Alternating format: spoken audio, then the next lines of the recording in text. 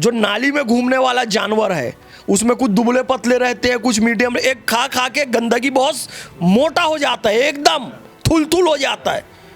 कभी वो, अब नाम ही ले देता हूँ, कभी उस खिंजीर को देखा है जो सबसे मोटा वाला होता है, उस सुअर को, उस पिग को देखा है, उसकी शक्ल किससे मिलती है? और मैं तो कहता हूँ बाजू में मोटे वाले खिंजीर की फ़ोटो लगाओ और उसके बाजू में साजिद रशीदी की फ़ोटो लगाओ, देखना सिमिलैरिटी दूर, और उसमें बोलो 5 अंतर पहचानो, तो कोई एक अंतर भी नहीं पता पाएगा, क्योंकि सेम टू सेम है, फ़ोटो कॉपी है। जो मेरे वंदे मातरम को गाली दे, जो मेरे देश के मुसलमानों को ये कहे कि भड़काए कि इस देश में गृह युद्ध कर दो, जो देश के मुसलमानों को वो खुद आतंकवादी सिद्ध कर रहा है, कहता है कि हाँ जी मुस्लिम कब्रिस्तान में दफना जाए। अबे जब वो मारने वाले मुसलमान नहीं है तो उनको सुअर की चर्बी में डाल के उनको आग में जला दो ना, वो क्यों मुस्लिम कब्रिस्तान में दफनाया जाएगा किसी आतंकवादी को? तो सीधी सीधी बात है, इंडियन आर्मी और पुलिस कार्रवाई करे, इसको जल्दी से जल्दी शर्जील इमाम की तरह, और इसको जल्दी से जल्दी उमर खालिद की जगह परमानेंटली जेल में डाला जाए, या इंडियन आर्मी इसकी खोपड़ी खोले, अपना काम करें। बार बार इंडियन आर्मी बोल रहा हूँ क्योंकि हम देखो लोग ये सड़कों में मारपीट करने पर भरोसा नहीं रखते हैं। जो कहे कि वंदे मातरम कहे, उसको जूते से मारो और उसको जान से मार डालो हथियार से। अबे साजिद रशीदी, जो नाली में जानवर घूमता है ना मोटा सा, उसके जैसे तेरी शक्ल दिखती है, मेरे मुंह से गाली मत निकलवाओ हरामखोर का बच्चा। उसको बोलो वंदे मातरम बोलने वाले की लिंचिंग करेगा, चाहे जिंदा रहे चाहे मर जाएं, हम गाएंगे हम वंदे मातरम। वंदे मातरम का जो गायक नहीं है भारत में रहने के लायक नहीं है। और साजिद रशीदी, तुझ में दम है, तेरी माँ ने इतना दूध पिलाया है और तू एक बाप की औलाद है, आके मेरी लिंचिंग करके दिखा, लिंचिंग करके दिखा, दम है तो उसमें। आतंकियों की खोपड़ी खोली, और ये स्लीपर सेल का आदमी है जो खुले आम कह रहा है जो वंदे मातरम बोले वो आतंकवादी है, वो मेरे को आतंकवादी बोल रहा है। उसकी केवल इतनी ही कुंठा है, फ्रस्ट्रेशन है, वो पागल हो चुका है कि फैज़ खान टोपी भी पहनता है, दाढ़ी भी रखता है, नमाज भी पढ़ता है, कलमा नमाज रोज़ा हज ज़कात सब करता है, और भारत का गुणगान करता है, वंदे मातरम भी कहता है, भारत माता की जय भी कहता है, जय हिंद भी कहता है। तो वो यही तिलमिलाहट है कि कोई मुसलमान कैसे वंदे मातरम बोल सकता है, तो वो कह रहा है कि ये आतंकवादी है। अरे भाई, वंदे मातरम कहना आतंकवाद है? मुझे बताओ क्या बंकिम चंद्र चट्टोपाध्याय जी आतंकवादी थे? लाखों लाख हमारे क्रांतिकारी जो शहीद हुए वंदे मातरम कहते हुए, क्या वो आतंकवादी थे? कांग्रेसी है ये, कम्युनिस्ट है। कौन? साजिद रशीदी। क्योंकि जब कांग्रेस और कम्युनिस्ट लोगों की किताबें चलती थी ना, उसमें भगत सिंह के लिए क्रांतिकारी आतंकवादी शब्द लिखा रहता था। क्यों?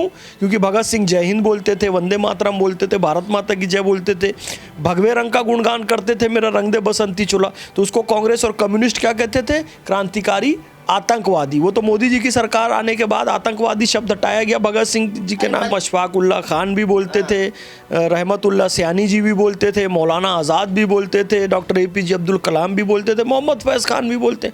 तो क्या ये सारे आतंकवादी हो गए? ये पागल हो चुका है। देखो हम लोग क्या मानते हैं, सनातन के लोग, सनातन धर्म वाले क्या मानते हैं? जीवे जीवे शिव स्वरूपम सदा भाव्यतु सेवायाम। हम भी सनातन धर्मी हैं, भारत में रहने वाले मुसलमान हैं, हमारे लिए भी जीव हम शिव का स्वरूप है, और हम अल्लाह की बनाई हुई मखलूक पर रहम करेंगे। कुत्ता पागल हो जाता है ना, सबको काटने लग जाए तो भैया फिर उसको या तो नगर निगम की गाड़ी उठा के ले जाती है, और बहुत पागल हो जाए सबको काटने लगे। भैया आखिरी उपचार क्या है वो इंडियन आर्मी जानेगी, और नगर निगम वाले क्या देते हैं फाइनली पागल कुत्ते को, तो वही जानते हैं। तो या तो नगर निगम वाले कुछ कर दें या तो इंडियन आर्मी कुछ कर दे। मुसलमान खड़े हो जाएंगे। क्यों मुसलमान खड़े होंगे? अरे पाकिस्तान बना के बर्बाद कर लिया, बांग्लादेश बना के बर्बाद कर लिया, सीरिया बर्बाद हो गया, ये सारे आप यमन देख लो, युगांडा देख लो, सोमालिया देख लो, रवांडा देख लो, बुरुंडी देख लो, मुस्लिम कंट्री सारी बनाई, क्या सब बर्बाद हो गए। अब ये फिर ये भारत को इस्लामिक राष्ट्र बनाना चाहता है, मुस्लिम राष्ट्र बनाना चाहता है। नमस्कार साथियों, मैं रिंकेश जैन, आप देख रहे हैं भारत गान। मौलाना साजिद रशीदी काफ़ी तिलमिलाए हुए हैं क्योंकि डिबेट शो में उनकी दाल गल नहीं रही है, तो वो डिबेट शो के बाहर आके अपनी गर्मी उतार रहे हैं, और वो गर्मी इस तरीके से उतार रहे हैं कि वो अपनी जुबान पे कंट्रोल नहीं कर पा रहे हैं। वंदे मातरम बोलने वालों को आतंकवादी बता दे रहे हैं, और शाहरुख खान का अगर कोई विरोध करेगा, बांग्लादेशी खिलाड़ियों को कोई विरोध करेगा तो उनकी लिंचिंग करने के लिए अपील कर रहे हैं मुस्लिम लोगों से। जहाँ तक कि कह रहे हैं कि अगर आप डंडे से मार दोगे, पीट दोगे, मर्डर भी कर दोगे सेल्फ डिफेंस में, तो आपके ऊपर कोई कानूनी कार्रवाई नहीं होगी। क्या इस तरीके के बेवकूफ़ी वाले बयान इस समाज में जायज़ है, लोकतांत्रिक व्यवस्था में जायज़ है? आइए फैज खान जी से चर्चा करते हैं, जो अधिकतर डिबेट शो में उनके साथ में ही बैठते हैं और ज़बरदस्त पिलाई करते हैं मौलाना साहब की। क्या कहेंगे? नहीं, ऐसा है कि इंडियन आर्मी को अब अपना काम करने का समय आ चुका है, क्योंकि आप देखिए जिस तरीके से पहलगाम में हमला हुआ था और फिर 9 आतंकी ठिकानों को ख़त्म किया गया और आतंकियों की खोपड़ी खोली गई। वीडियो देखा, फ़ोटो देखा आपने? ऐसा तड़की हुई खोपड़ी जो आ रही थी, 2 टुकड़ा हो गई थी खोपड़ी। कौन थे वो? आतंकी थे ना। यहाँ पर यही तो गए थे, कलमा पूछ कर मारा, कपड़े उतार कर मारा, हिंदू हो तो मारा। अब ये वही कह रहा है। तो इंडियन आर्मी को चाहिए, कानून के तहत बोल रहा हूँ मैं, कि अब आतंकवादी की खोपड़ी खोल दे। भाई कितने आतंकवादियों की खोपड़ी खोलेंगे? तो स्लीपर सेल की भी खोपड़ी खोलना चाहिए।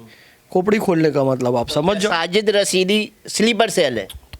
अरे यार, जब मैं कह रहा हूँ कि आतंकियों की खोपड़ी खोली और ये स्लीपर सेल का आदमी है जो खुलेआम कह रहा है, जो वंदे मातरम बोले वो आतंकवादी है, वो मेरे को आतंकवादी बोल रहा है। उसकी केवल इतनी ही कुंठा है, फ्रस्ट्रेशन है, वो पागल हो चुका है कि फैज़ खान टोपी भी पहनता है, दाढ़ी भी रखता है, नमाज भी पढ़ता है, कलमा, नमाज, रोज़ा, हज, ज़कात सब करता है और भारत का गुणगान करता है, वंदे मातरम भी कहता है, भारत माता की जय भी कहता है, जय हिंद भी कहता है। तो वो यही तिलमिलाहट है कि कोई मुसलमान कैसे वंदे मातरम बोल सकता है, तो वो कह रहा है कि ये आतंकवादी है। अरे भाई, वंदे मातरम कहना आतंकवाद है? मुझे बताओ, क्या बंकिम चंद्र चट्टोपाध्याय जी आतंकवादी थे? लाखों लाख हमारे क्रांतिकारी जो शहीद हुए वंदे मातरम कहते हुए, क्या वो आतंकवादी थे? ये कांग्रेसी है, ये कम्युनिस्ट है। कौन? साजिद रशीदी। क्योंकि जब कांग्रेस और कम्युनिस्ट लोगों की किताबें चलती थी ना, उसमें भगत सिंह के लिए क्रांतिकारी आतंकवादी शब्द लिखा रहता था। क्यों? क्योंकि भगत सिंह जय हिंद बोलते थे, वंदे मातरम बोलते थे, भारत माता की जय बोलते थे, भगवे रंग का गुणगान करते थे, मेरा रंग दे बसंती चोला। तो उसको कांग्रेस और कम्युनिस्ट क्या कहते थे? क्रांतिकारी आतंकवादी। वो तो मोदी जी की सरकार आने के बाद आतंकवादी शब्द हटाया गया भगत सिंह जी के नाम। वंदे मातरम तो डॉक्टर अब्दुल कलाम भी बोलते थे। भाई, वंदे मातरम अशफाक उल्लाह खान भी बोलते थे, रहमतुल्लाह सयानी जी भी बोलते थे, मौलाना आज़ाद भी बोलते थे, डॉक्टर APJ अब्दुल कलाम भी बोलते थे, मोहम्मद फैज़ खान भी बोलते। तो क्या ये सारे आतंकवादी हो गए? ये पागल हो चुका है। देखो, हम लोग क्या मानते हैं? सनातन के लोग, सनातन धर्म वाले क्या मानते हैं? जीवे जीवे शिव स्वरूपम सदा भाव्यतु सेवायाम। हम भी सनातन धर्मी हैं, भारत में रहने वाले मुसलमान हैं। हमारे लिए भी जीव हम शिव का स्वरूप है और हम अल्लाह की बनाई हुई मखलूक पर रहम करेंगे तो अल्लाह हम पर रहम करेगा। लेकिन कुत्ता पागल हो जाता है ना, सबको काटने लग जाए, तो भैया फिर उसको या तो नगर निगम की गाड़ी उठा के ले जाती है, और बहुत पागल हो जाए, सबको काटने लगे। भैया आखिरी उपचार क्या है? वो इंडियन आर्मी जानेगी और नगर निगम वाले क्या देते हैं फाइनली पागल कुत्ते को, तो वही जानते हैं। तो या तो नगर निगम वाले कुछ कर दें या तो इंडियन आर्मी कुछ कर दे। पागल हो चुका है, देश में गृह युद्ध की धमकी दे रहा है। मुसलमान खड़े हो जाएंगे। क्यों मुसलमान खड़े होंगे? अरे पाकिस्तान बना के बर्बाद कर लिया, बांग्लादेश बना के बर्बाद कर लिया, सीरिया बर्बाद हो गया, ये सारे आप यमन देख लो, युगांडा देख लो, सोमालिया देख लो, रवांडा देख लो, बुरुंडी देख लो, मुस्लिम कंट्री सारी बनाई, क्या सब बर्बाद हो गए। अब ये भारत को इस्लामिक राष्ट्र बनाना चाहता है, मुस्लिम राष्ट्र बनाना चाहता है, मुसलमानों को। सोच भी देखिए ना, पहलगांव के आतंकी को आतंकी नहीं कहता है, और दूसरा यहाँ लाल किले में आतंकवादी हमला होता है तो उन डॉक्टरों के लिए इसका आतंकवादी शब्द नहीं निकलता है, लेकिन वंदे मातरम कहने वाले इसकी नज़र में आतंकवादी हैं। वो एक डिबेट में फंस गया था। वो ये कहने लगा कि आतंकियों का कोई धर्म नहीं होता है। तो रूबिका लियाकत जी ने कहा कोई धर्म नहीं होता है तो उन लोग को मुस्लिम कब्रस्तान में दफनाया क्यों जाता है और तुम लाखों लोग जाके उसकी नमाज जनाजा क्यों पढ़ते हो? तो कहता है जी कोर्ट का नियम है, जो जिस धर्म का होगा उसे उसी धर्म से रीति रिवाज से दफनाया जाएगा। इन्हें स्वीकार लिया। तो ये साजिद रशीदी जो है इस बात को स्वीकार चुका है कि ये जो आतंकवादी हैं ये मुसलमान हैं, लेकिन फिर भी बचने की कोशिश कर रहा है। क्यों? क्योंकि वो मुसलमान है तो वो आतंकियों को भी बचा रहा है। बांग्लादेश के आतंकवादी मुसलमान हैं, पहलगाम के आतंकवादी जो आए थे वो भी मुसलमान थे, दिल्ली में जो ब्लास्ट किया वो भी मुसलमान थे। अब इनको बचाने के लिए वो वंदे मातरम कहने वालों को आतंकवादी कह रहे हैं। और क्या कह रहे हैं? जो कहे कि वंदे मातरम कहे उसको जूते से मारो और उसको जान से मार डालो हथियार से। अबे साजिद रशीदी, जो नाली में जानवर घूमता है ना मोटा सा, उसके जैसे तेरी शक्ल दिखती है, मेरे मुंह से गाली मत निकलवाओ हरामखोर का बच्चा। उसको बोलो वंदे मातरम बोलने वाले की लिंचिंग करेगा। चाहे जिंदा रहे चाहे मर जाएं हम गाएंगे गाएंगे हम वंदे मातरम। वंदे मातरम का जो गायक नहीं है भारत में रहने के लायक नहीं है। और साजिद रशीदी तुझ में दम है, तेरी माँ ने इतना दूध पिलाया है और तू एक बाप की औलाद है, आके मेरी लिंचिंग करके दिखा, लिंचिंग करके दिखा, दम है तो उसमें। वंदे मातरम का गाने वाले कोई लिंचिंग करेगा, हथियार से मार देगा। इतना बड़ा वो जानवर है। अरे उनमें दम नहीं है तभी तो दूसरों से अपील कर रहे हैं। वो इतना बड़ा जानवर है। मैं तमाम मुस्लिमों से गुजारिश करूंगा, एक बार उसके मोहल्ले में जाओ, सारे मुसलमान थूकते हैं उसके मुंह पे। सारे उसके आस पड़ोस के रहने वाले जो मुस्लिम हैं, हिंदू हैं, बोलते हैं साला ये खुद गलीस गिरा हुआ आदमी है, कोई आता है तो हमको डर लगता है, इसको मारने तो नहीं आ रहे क्योंकि इसकी इतनी गंदी हरकत है। सुबुही खान जी ने इसको जुतियाया है, नाजिया इलाही खान जी ने इसको जुतियाया है, अब हमारी वो अंबर जी ने इसको जुतियाया है, सब ने इसको इसकी औकात बताई। ये इतना गंदा आदमी, महिलाओं से मार खाता है। ये मोटी चमड़ी हो गई है ना, मोटी चमड़ी। अरे यार फिर मैं बोलूँ आपको, जो नाली में घूमने वाला जानवर है उसमें कुछ दुबले पतले रहते हैं, कुछ मीडियम, एक खा खा के गंदगी बहुत मोटा हो जाता है, एकदम थुल हो जाता है। कभी वो अब नाम ही ले देता हूँ, कभी उस खिंजीर को देखा है जो सबसे मोटा वाला होता है, उस सुअर को, उस पिग को देखा है, उसकी शक्ल किससे मिलती है। और मैं तो कहता हूँ बाजू में मोटे वाले खिंजीर की फ़ोटो लगाओ और उसके बाजू में साजिद रशीदी की फ़ोटो लगाओ, देखना सिमिलैरिटी दूर, और उसमें बोलो 5 अंतर पहचानो, तो कोई एक अंतर भी नहीं पता पाएगा क्योंकि सेम टू सेम है, फ़ोटो कॉपी है। जो मेरे वंदे मातरम को गाली दे, जो मेरे देश के मुसलमानों को ये कहे कि भड़काए कि इस देश में गृह युद्ध कर दो, जो देश के मुसलमानों को वो खुद आतंकवादी सिद्ध कर रहा है, कहता है कि हाँ जी मुस्लिम कब्रिस्तान में दफना जाए। अबे जब वो मारने वाले मुसलमान नहीं है तो उनको सुअर की चर्बी में डाल के उनको आग में जला दो ना, वो क्यों मुस्लिम कब्रिस्तान में दफनाया जाएगा किसी आतंकवादी को।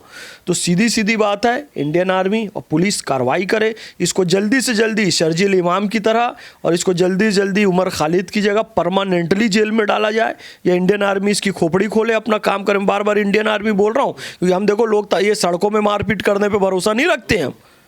हम तो भाई लोकतांत्रिक प्रक्रिया के तहत आतंकियों को मारा गया, आतंकियों को स्लीपर सेल को भी मारना चाहिए। वंदे मातरम बोलने पर जो मारने की धमकी दे रहा है वो तो आम लोगों को ही दे रहा है। आम लोग तो सब वंदे मातरम बोलते हैं। हाँ? इसी को नफरत है वंदे मातरम से, ये आम लोगों को लिंचिंग करने की बात कर रहा है आम लोगों की।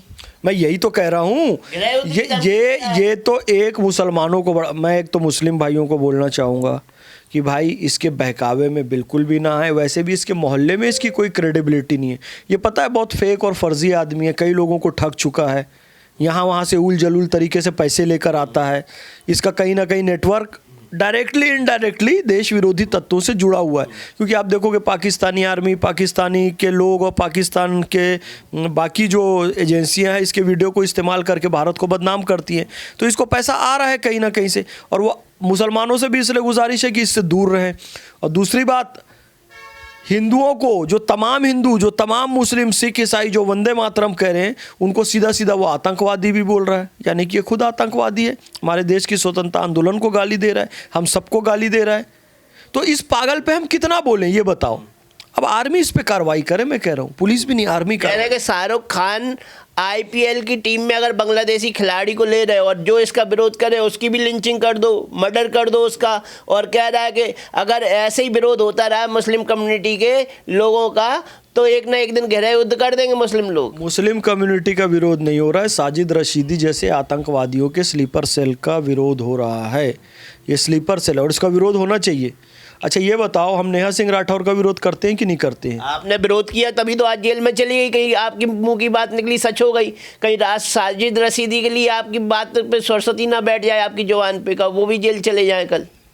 आपने कई बार इंटरव्यू में कहा कि नेहा सिंह राठौर को जेल जाना चाहिए, जेल में जाना चाहिए, कल कस्टडी में ले लिया पुलिस ने।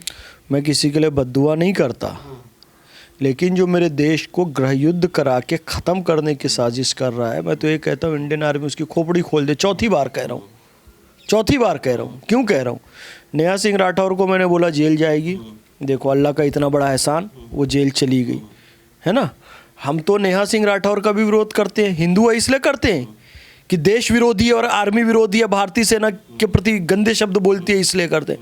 आरफा खानम शेरवानी का विरोध क्यों हम करते हैं? मुस्लिम है इसलिए करते हैं? नहीं, देश विरोधी बातें करती है। साजिद रशीदी का विरोध किस लिए करते हैं? मुसलमान है? नहीं, वो गद्दार है, देश विरोधी है।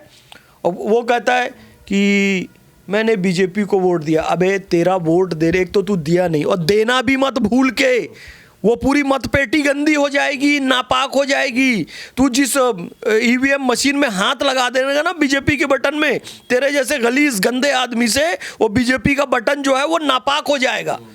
तू को एक तो दिया नहीं है, हमें पता है राजनीति खेला, तू देना भी नहीं कभी। तेरे जैसे गद्दारों की आवश्यकता ना बीजेपी में है न संघ में है। तेरा स्थान केवल और केवल जहन्नम में है। मैं पिछले दिनों सऊदी गया, बहरीन गया, यूएई गया, मैंने एक टोपी खरीदी वहाँ से। तो कल जुमा था, मैंने टोपी निकाली वो पहनने के लिए। भाई नई टोपी, जुमे के दिन जी थोड़ा नया कपड़ा भी पहन लो, सुरमा भी लगा लो, अपना टोपी भी बढ़िया नई पहन लो। कोशिश रहती है एक न एक कोई नया रुमाल कुछ भी ऐसा है को। मैंने वो टोपी निकाली, मैंने देखा उसको खोल के तो उसमें मेड इन बांग्लादेश लिखा है। अब हम पैसा तो दे चुके थे, तो हम क्या करें उसको। अपने अपने भाइयों से पूछा कि भैया मेड इन बांग्लादेश करके वीडियो डाला हमने, अब इसका क्या करें। पैसा भी उनको जा चुका है। क्या किसी ने कहा भैया इसको जला दो, किसी ने कहा फेंक दो, किसी ने कहा इससे शौचालय पोछो, किसी ने कहा इसको नष्ट कर दो, कुछ भी कर दो, लेकिन इसको करो प्रतीकात्मक रूप से। तो हमने उसको नष्ट कर दिया। क्यों? हम पैसा दे दिए थे फिर भी क्यों नष्ट किए? क्योंकि आज बांग्लादेश आतंकवाद का प्रतीक बन चुका है और हमको ये संदेश देना है कि भारतवासी बांग्लादेश की इस आतंकी हरकत के साथ नहीं है। तो मोहम्मद फैज़ खान को इतनी समझ है कि अगर मैं 25 रियाल दे के टोपी खरीद के उसको लेकर आया तो मैंने उसको नष्ट कर दिया, पहना नहीं, पैसा गया तो गया, लेकिन बांग्लादेश को संदेश देना है। शाहरुख खान 9 करोड़ 10 करोड़ में उसको ख़रीदा। देश की अस्मिता अखंडता से बढ़कर, देश की सुरक्षा से बढ़कर क्या ये 9-10 करोड़ हो सकता है? इतना तो शाहरुख खान को भी सोचना चाहिए। और लगातार हमने विरोध किया तो मुस्तफिजुर रहमान को KKR की टीम से हटा दिया गया। लोग बार बार करें, BCCI से प्रश्न करो, मोदी जी से प्रश्न करो, इससे प्रश्न करो, उससे प्रश्न करो, सबसे प्रश्न करेंगे। लेकिन जब बांग्लादेश मेड इन वाली मैंने टोपी देखा तो सबसे पहले प्रश्न तो मेरा है कि मैं इसको इस्तेमाल करूं कि ना करूं, मेरा विवेक है। सबसे पहले प्रश्न तो शाहरुख खान से है कि मार्केट में शराब भी है, सिगरेट भी है, गांजा भी है, जुआ घर भी है, तमाम तरह की गंदगियां हैं, वैश्यावृत्ति भी है। मैं उसका इस्तेमाल करूं नहीं करूं ये मेरा विवेक है ना। इस देश में धोनी भी है, सचिन तेंदुलकर भी है, विराट कोहली भी है और मुस्तफिजुर रहमान भी है। मैं किसका चयन करूं ये तो शाहरुख खान के ऊपर है ना। इतना तो उसको सोचना चाहिए ना। और ये शाहरुख खान का विरोध नहीं है, शाहरुख खान का विरोध हो भी नहीं सकता यार। शाहरुख खान हमारे देश का एक्टर है, बहुत बड़ा एक्टर है। हमारे वैचारिक उससे मतभेद हैं, मतभेद होते रहेंगे, लेकिन भारतीय इस बात पे किसको कोई शक नहीं है। दुबई में एक बहुत बड़ा बिल्डिंग बनती है, कई उसमें सैकड़ों फ्लैट होते हैं, 2029 में बन के तैयार होगी, शाहरुख खान के नाम की है। केवल नक्शा बना और वो सारा बिक गया, ब्रांड है शाहरुख खान। संगीत सोम जैसे बीजेपी के नेता ही उनको गद्दार बोल रहे हैं आज। सुनो मेरी बात सुनो, शाहरुख खान जो है भारत है, भारतीय है, भारत का एक बहुत बड़ा ब्रांड है, लेकिन जब वो अपनी जिम्मेदारी को नहीं समझता है। कल मेरे साथ संगीत सोम जी भी थे और नंद किशोर गुर्जर जी भी थे। उन्होंने कह दिया राक्षस है, किसी ने कह दिया गद्दार है। तो हमने फिर पूछा भी और वो जी न्यूज़ में है, बोले हम ये कह रहे हैं कि वैचारिक रूप से कुछ देव होते हैं, कुछ दानव होते हैं। ये राक्षस वाला दांत निकला ऐसा नहीं भाई। जब क्लियर कट दिखाई दे रहा है कि बांग्लादेश में हिंदुओं को जिंदा जलाया जा रहा है, ऐसे समय में भी आप 9-10 करोड़ रुपए बांग्लादेश के प्लेयर को दोगे, तो ये सिंबॉलिक मैसेज आपने क्या दिया? शाहरुख जैसा स्टार जो भारत का, जो पूरी दुनिया में ब्रांड के रूप में जाना जाता है, तो वो जो संगीत सोम जी ने कहा या जो नंद किशोर गुर्जर जी ने कहा, वो एक हिंदू की पीड़ा है। तो उस एक हिंदू की पीड़ा को समझ। शाहरुख खान का विरोध नहीं है, मैं नहीं करता, मैं फिर कह रहा हूँ, मैं कुछ वैचारिक मतभेद हैं, लेकिन एक भारतीय होने के नाते हमें गर्व भी है कि भाई वर्ल्ड वाइड उसका नाम है। लेकिन हिंदुओं की पीड़ा को भी शाहरुख खान को समझना पड़ेगा। वो बड़ी, मेरे पास छोटी ताकत है अभी, तो मैंने टोपी का विरोध किया। उसके पास बड़ी ताकत है, तो बड़ी ताकत के साथ बड़ी जिम्मेदारी आती है, उस जिम्मेदारी को निभाना पड़ेगा। समय था जब यही बॉलीवुड की हस्तियां रफा के लिए मैं ट्विटर पे ट्वीट कर रहे थे, ऑल आइज बाय रफा, लेकिन उनके लिए अभी बांग्लादेश के लिए तो किसी का एक ट्वीट नहीं निकला। क्या एक ट्वीट का एक शब्द नहीं निकला? वो तो अभी हमदर्दी का एक शब्द नहीं निकला। वो तो अभी भी फिलिस्तीन के लिए करते हैं, राफा के लिए करते हैं, गाजा के लिए करते हैं, सीरिया के लिए करते हैं, सोमालिया के लिए करते हैं। मैं कह रहा हूँ ना, अभी युगांडा के लिए करते हैं, लेकिन बांग्लादेश में हिंदू मारे, बांग्लादेश में तो दूर, पहलगाम में मारे गए, कोई विरोध का स्वर नहीं आता है। सिलेक्टेड नेचर दिख रहा है ना बॉलीवुड, है ना, है इसलिए उन्हें गद्दार का कह रहे हैं लोग। तो मैं कह रहा हूँ ये हिंदुओं की इस भावना को समझते क्यों नहीं है, इस देशवासियों की भावना को क्यों नहीं समझते। आप संगीत सोम जी को या नंद किशोर गुर्जर जी को कटघरे में नहीं खड़ा कर सकते। ये उनकी भावना है, ये उनकी पीड़ा है, ये उनका दुख है, ये उनके हृदय जो विचलित हो रहा है, रो रहा है, ये वो पीड़ा व्यक्त कर रहे हैं। तो शाहरुख खान के लिए गद्दार शब्द भी निकल रहा है, राक्षस शब्द भी निकल रहा है। तो इस बात को समझना चाहिए शाहरुख खान को और मुस्तफिजुर रहमान क्या किसी भी पाकिस्तानी बांग्लादेशी प्लेयर को कभी अपनी टीम में नहीं लेना चाहिए। इस बात का ध्यान रखना चाहिए। धन्यवाद। तो आपने सुना आईपीएल से लेकर और जो वंदे मातरम पर मौलाना साजिद रशीदी ने जो बयान दिया, ऊल जलाऊ बयान दिया, समाज को भड़काने का काम कर रहे हैं, और इस पे आपने राय सुनी फैज खान जी की। तो आपकी राय क्या कहती है, आप भी हमें कमेंट सेक्शन में बता सकते हैं। जय हिंद।